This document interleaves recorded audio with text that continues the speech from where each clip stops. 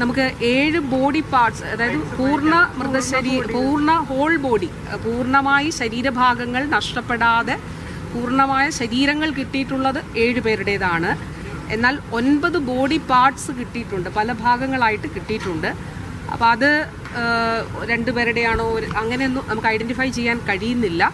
അപ്പോൾ അതിൽ തിരിച്ചറിയാൻ കഴിയുന്ന, അതായത് ഒറ്റ നോട്ടത്തിൽ തിരിച്ചറിയാൻ കഴിയുന്ന ബോഡി പാർട്സ് ഉണ്ട്.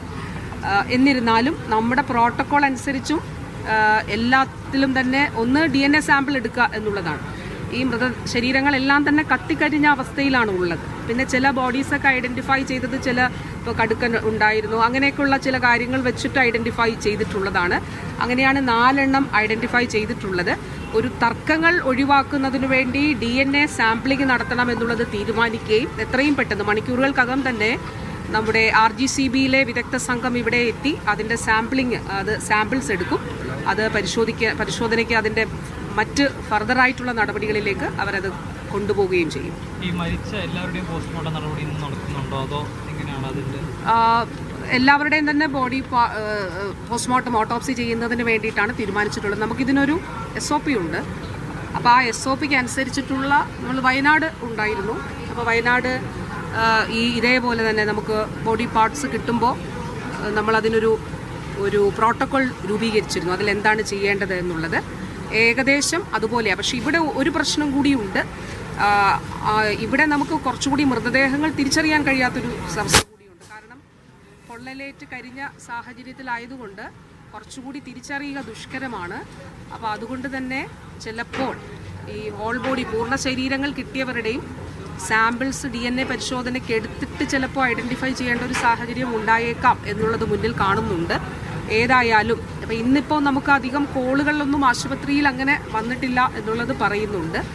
ഇത് വിവരം അറിഞ്ഞ് നാളെ കൂടുതൽ ആളുകൾ ഒക്കെ വരാനുള്ള സാധ്യത മുന്നിൽ കണ്ടുകൊണ്ട് തന്നെ കളക്ട്രേറ്റിലും അതോടൊപ്പം തന്നെ ഇവിടെയും 24 മണിക്കൂറും പ്രവർത്തിക്കുന്ന കൺട്രോൾ റൂം വെൽ അപ്ഡേറ്റഡ് ആയിട്ടുള്ള അപ്പോഴുള്ള വിവരങ്ങൾ അറിയുന്ന താലൂക്കിലും വില്ലേജിലും കൂടി അതിൻ്റെ ഭാഗമായിട്ട് ഉണ്ട്. അതുകൊണ്ട് വിവരങ്ങളെല്ലാം തന്നെ വളരെ പെട്ടെന്ന് ലഭ്യമാകുന്ന നിലയിലുള്ള ക്രമീകരണങ്ങൾ ഒരുക്കിയിട്ടുണ്ട്. ഇപ്പോൾ ഞാൻ പറഞ്ഞല്ലോ 13+1 ഒരാൾ എന്ന് പറയുമ്പോൾ അവിടെ നിന്ന് ഓടി രക്ഷപ്പെട്ട ആളാണ്. പിന്നെ വന്നിട്ട് പോയ ഒരാൾ കൂടിയുണ്ട്. അപ്പോൾ അങ്ങനെ മൊത്തത്തിൽ കണക്കെടുക്കുമ്പോൾ 15 പേരെന്നാണ് നമുക്ക് മനസ്സിലാവുന്നത്. 13 പേർ ഇവിടെ അഡ്മിറ്റഡ് ആണ്. മറ്റേ ഒരാളെ കൂടി ഇവിടെ അഡ്മിറ്റ് ചെയ്ത് ചിലപ്പോൾ ഇത്രയും വലിയൊരു ദുരന്തത്തിൽ നിന്ന് ഓടി രക്ഷപ്പെട്ടു വന്ന ഒരാൾ എന്നുള്ള നിലയിൽ അദ്ദേഹത്തിന് ഒരു സപ്പോർട്ട് ആവശ്യമായിട്ട് വരും. അപ്പോൾ ആ ഒരു പിന്തുണ കൂടി നൽകാനായിട്ട് പറഞ്ഞിട്ടുണ്ട്. മറ്റ് 13 പേരും ഇവിടെ ചികിത്സയിലാണ്. ആരോഗ്യമന്ത്രി വീണ ജോർജ് മെഡിക്കൽ കോളേജ് ആശുപത്രിയിലെത്തിയ ശേഷം മാധ്യമപ്രവർത്തകരോട് സംസാരിക്കുകയായിരുന്നു. 7 പേരുടെ മൃതദേഹമാണ് പൂർണ്ണ ശരീരഭാഗങ്ങളോട് കൂടി ലഭിച്ചിരിക്കുന്നത്. 9 ശരീര ഭാഗങ്ങളാണ് കിട്ടിയിരിക്കുന്നത്. ആ കാര്യത്തിൽ അത് ആരുടേതാണ് എന്നത് തീർച്ചപ്പെടുത്താൻ വേണ്ടി തന്നെ അത് DNA പരിശോധനയ്ക്കായി അതിൻ്റെ പ്രോട്ടോക്കോൾ അനുസരിച്ച് മുന്നോട്ട് പോകും. നാളെ ബന്ധുക്കളുടെ DNA സാമ്പിൾ ശേഖരിക്കുകയും അത് ഈ മൃതദേഹങ്ങളുമായി മാച്ച് ചെയ്യുന്നുണ്ടോ എന്ന് നോക്കിയ ശേഷം അത് വിട്ടു നൽകാനുമാണ് ഇപ്പോൾ നിലവിലുള്ള തീരുമാനം. അതോടൊപ്പം തന്നെ 13 പേരാണ് ആശുപത്രിയിൽ ചികിത്സയിലുള്ളത്. അതിനകത്ത് 5 പേർ തീവ്ര പരിചരണ വിഭാഗത്തിലുണ്ട്. 2 പേർ വെന്റിലേറ്ററിലാണ്. വലിയ തോതിൽ പൊള്ളലേറ്റിരിക്കുന്ന 2 പേർ വെന്റിലേറ്ററിലാണ്. മരിച്ചവരെ തിരിച്ചറിയാനുള്ള ശരീരാവശിഷ്ടങ്ങളായി വന്നിരിക്കുന്ന മൃതദേഹാവശിഷ്ടങ്ങളായി എത്തിയിരിക്കുന്നതിൽ തന്നെ മരിച്ചവരെ തിരിച്ചറിയാൻ പറ്റുന്ന തരത്തിലുള്ള അടയാളങ്ങളുണ്ട്. പക്ഷേ എന്നാൽ പോലും അത് കൃത്യമായി പ്രോട്ടോകോൾ പാലിച്ച ശേഷം അത് ആരുടേതാണ് എന്ന് ഉറപ്പിച്ച ശേഷം ബന്ധുക്കൾക്ക് വിട്ടു നൽകുക എന്നുള്ളതാണ്. ആശുപത്രിയിലും അതുപോലെ തന്നെ കളക്ടറേറ്റിലും പ്രത്യേക കൺട്രോൾ റൂം തുറന്ന് പ്രവർത്തനം ഏകോപിപ്പിക്കുന്നുണ്ട്. ദുരന്ത നിവാരണ സംഘത്തിൻ്റെ നേതൃത്വത്തിൽ അവിടെ കൃത്യമായ നടപടിക്രമങ്ങൾ അവിടെ നടക്കുന്നുണ്ട്. ഇന്നിപ്പോൾ തിരച്ചിൽ നിർത്തിയിട്ടുണ്ട്. അവിടെ മുണ്ടത്തിക്കോട് ഇന്നിപ്പോൾ രാത്രി തിരച്ചിൽ നടത്തിയിട്ടുണ്ട്. നേരത്തെ അവിടെ സ്കൂബ സംഘം തൊട്ടടുത്തുള്ള കുളങ്ങളൊക്കെ പരിശോധിക്കുന്നുണ്ടായിരുന്നു. ആ സംഘത്തിൻ്റെയും പരിശോധന ഇന്നിപ്പോൾ നിർത്തി വെച്ചിട്ടുണ്ട്. ഇപ്പോൾ മെഡിക്കൽ കോളേജ് ആശുപത്രിയിൽ നിന്ന് മുഹമ്മദ് സ്വാലി ചേരുകയാണ് വിവരങ്ങളുമായി. സ്വാലി, ഇപ്പോൾ ആരോഗ്യമന്ത്രി വളരെ വിശദമായി തന്നെ പറഞ്ഞു കഴിഞ്ഞു. അവിടെ ഈ മരിച്ചവരുടെ ബന്ധുക്കളെത്തി മൃതദേഹങ്ങൾ ഏറ്റുവാങ്ങി 2 പേരുടെ മൃതദേഹം നൽകാനുള്ള നടപടിക്രമങ്ങളിലേക്ക് പോകുന്നുണ്ട് എന്ന് നേരത്തെ പറഞ്ഞിരുന്നല്ലോ. അപ്പോൾ അത് ഏറ്റുവാങ്ങാൻ അവിടെ ആളുകൾ എത്തിയിട്ടുണ്ടോ? അതോടൊപ്പം തന്നെ ബാക്കിയുള്ളവരുടെ പോസ്റ്റ്മോർട്ടം നടപടിക്രമങ്ങൾ ഇപ്പോൾ പുരോഗമിക്കുകയാണോ? കൂടുതൽ ആളുകളെ കാണാനില്ല എന്ന തരത്തിൽ പറഞ്ഞ് അവിടേക്ക് ആളുകൾ എത്തുന്ന ഒരു സാഹചര്യം അവിടെ ഉണ്ടോ സ്വാലി?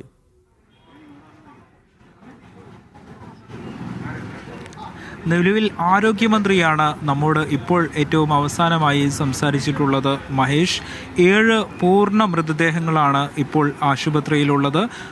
അംഗങ്ങൾ വേർപ്പെടാത്ത വിധമുള്ള 7 പൂർണ്ണമായ മൃതദേഹങ്ങൾ ഇവിടെ ലഭിച്ചിട്ടുണ്ട്. 9 ശരീരഭാഗങ്ങളുമാണ് ഇപ്പോൾ ആശുപത്രിയിൽ ലഭിച്ചിരിക്കുന്നത്. ഈ 7 മൃതദേഹങ്ങളിൽ 3 മൃതദേഹങ്ങൾ പോസ്റ്റ്മോർട്ടം കഴിഞ്ഞ് ഉടൻ ബന്ധുക്കൾക്ക് വിട്ടു നൽകാൻ തയ്യാറായ രൂപത്തിലാണുള്ളത്. മറ്റുള്ളവയുടെ പോസ്റ്റ്മോർട്ടവും നടന്നുകൊണ്ടിരിക്കുകയാണ് എന്നാണ് നമുക്ക് നിലവിൽ മനസ്സിലാക്കാൻ സാധിക്കുന്നത്. ഈ മൃതദേഹങ്ങളെല്ലാം തന്നെ വൈകാതെ തന്നെ പോസ്റ്റ്മോർട്ടം നടത്തി ബന്ധുക്കൾക്ക് നൽകും. മറ്റ് 9 ശരീരഭാഗങ്ങളെ സംബന്ധിച്ച് അവ ആരുടേതാണ് എന്നത് തിരിച്ചറിയാൻ DNA ടെസ്റ്റ് അടക്കം അത്യാവശ്യമാണ്. ഈ ചില മൃതദേഹങ്ങളും തിരിച്ചറിയാൻ DNA ടെസ്റ്റ് അത്യാവശ്യമാണ്.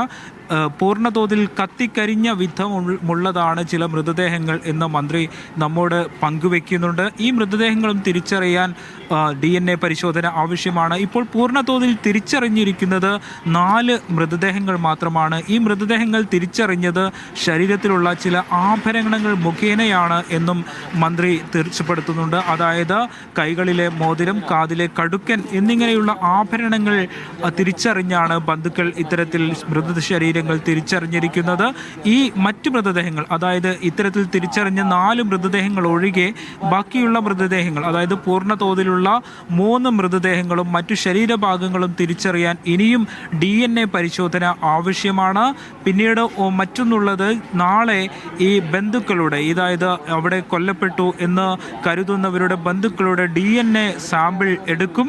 ഈ DNA സാമ്പിളുകൾ മാച്ച് ആവുന്നുണ്ടോ, അതായത് DNA സാമ്പിളുകൾ പരസ്പരം യോജിക്കുന്നുണ്ടോ എന്ന് നോക്കിയായിരിക്കും ഇത്തരത്തിൽ ശരീരഭാഗങ്ങളും അതോടൊപ്പം ഈ മൃതദേഹങ്ങളും വിട്ടു നൽകുന്നതിലെ അന്തിമ തീരുമാനം വരിക.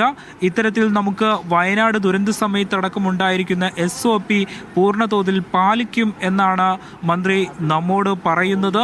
മറ്റൊന്നുള്ളത്, ഇവിടെ ചില ഇപ്പോഴും പൂർണ്ണമായ വിവരങ്ങൾ പലപ്പോഴും നമുക്ക് ഇവിടെ നിന്ന് ലഭിക്കുന്നുണ്ടായിരുന്നില്ല എന്നത് വാസ്തവമാണ്. ഇപ്പോൾ ആരോഗ്യമന്ത്രി ഇക്കാര്യങ്ങൾ തീർച്ചപ്പെടുത്തി പറയുന്നുണ്ട്. മുമ്പ് മറ്റു ചില മന്ത്രിമാർ വന്നപ്പോഴും പലരും പലവിധമുള്ള കണക്കായിരുന്നു നമ്മോട് പറഞ്ഞിരുന്നത്. ഇപ്പോൾ അതിൽ ഒരു ഏകീകൃത രൂപം വന്നിരിക്കുന്നു എന്നതാണ് നമുക്ക് വ്യക്തമാക്കാനുള്ളത്. 13 പേരാണ് ഇപ്പോൾ ഇവിടെ ഗുരുതരാവസ്ഥയിൽ പൊള്ളലേറ്റ് ചികിത്സയിലുള്ളത്. 14ാമത് ഒരാൾ കൂടി ഇവിടെ ചികിത്സയിലുണ്ട്. അദ്ദേഹം പക്ഷേ ഈ ദുരന്തമുഖത്ത് നിന്ന് ഓടി രക്ഷപ്പെട്ടയാളാണ്. അദ്ദേഹത്തിന് മാനസിക സപ്പോർട്ട്, മാനസിക പിന്തുണ ആവശ്യമാണ് എന്ന് ആരോഗ്യമന്ത്രി നമ്മോട് വിശദീകരിക്കുന്നുണ്ട്. അതിനുള്ള നിർദ്ദേശം ആശുപത്രി അധികൃതർക്ക് നൽകി എന്നും ആരോഗ്യമന്ത്രി വിശദീകരിക്കുന്നുണ്ട്. മറ്റു ചികിത്സയിലുള്ള 13 പേരിൽ 5 പേരുടെ നില അതീവ ഗുരുതരമാണ്. ഇതിൽ 2 പേർ നിലവിൽ വെന്റിലേറ്ററിലാണ് ഉള്ളത്. ഈ 14ാമത്തെ ആൾ ഇപ്പോൾ മാനസിക പിന്തുണ മാത്രമാണ് അദ്ദേഹത്തിന് ആവശ്യമുള്ളത് എന്നാണ് നമുക്ക് നിലവിൽ വ്യക്തമാകുന്നത്. 15ാമതൊരാൾ കൂടി ഉണ്ട് എന്നും അദ്ദേഹം ഇവിടെ ചികിത്സ തേടി എത്തിയിരുന്നു എന്നും ആരോഗ്യമന്ത്രി വ്യക്തമാക്കുന്നുണ്ട്. പക്ഷേ അദ്ദേഹം പിന്നീട് മറ്റൊരു സ്വകാര്യ ആശുപത്രിയിലേക്ക് മാറി എന്നുമാണ് നമുക്ക് നിലവിൽ ആരോഗ്യമന്ത്രി നൽകുന്ന ഏറ്റവും അവസാനത്തെ വിവരം. പിന്നീട് ഈ ചികിത്സയിലുള്ളവരുടെ പൂർണ്ണതോതിൽ അവരുടെ ആരോഗ്യം വീണ്ടെടുക്കുന്നതിനാവശ്യമായ മുഴുവൻ സംവിധാനങ്ങളും ഒരുക്കിയിട്ടുണ്ട് എന്നും ആരോഗ്യമന്ത്രി വിശദീകരിക്കുന്നു. പാലക്കാട് മെഡിക്കൽ കോളേജിലെ ഡോക്ടർമാർ ഇതിനകം തന്നെ തൃശൂർ മെഡിക്കൽ കോളേജിലേക്ക് എത്തിയിട്ടുണ്ട്.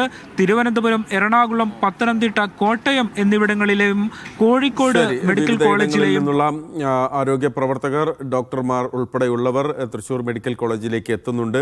അവിടെ പ്രവർത്തനം ഏകോപിപ്പിക്കാൻ വേണ്ടി നേരത്തെ ആരോഗ്യമന്ത്രി മാധ്യമങ്ങളെ കണ്ട് പറഞ്ഞ കാര്യങ്ങൾ സ്വാലി ഒന്നുകൂടി വളരെ വിശദമായി തന്നെ പറഞ്ഞപ്പോൾ പോസ്റ്റ്മോർട്ടം നടപടിക്രമങ്ങൾ അവിടെ ആരംഭിച്ചിട്ടുണ്ട്. അതോടൊപ്പം തന്നെ 5 പേർ അവിടെ അതിതീവ്ര പരിചരണ വിഭാഗത്തിലുണ്ട്. അതിൽ 2 പേർ ICUവിലുണ്ട് അവിടെ.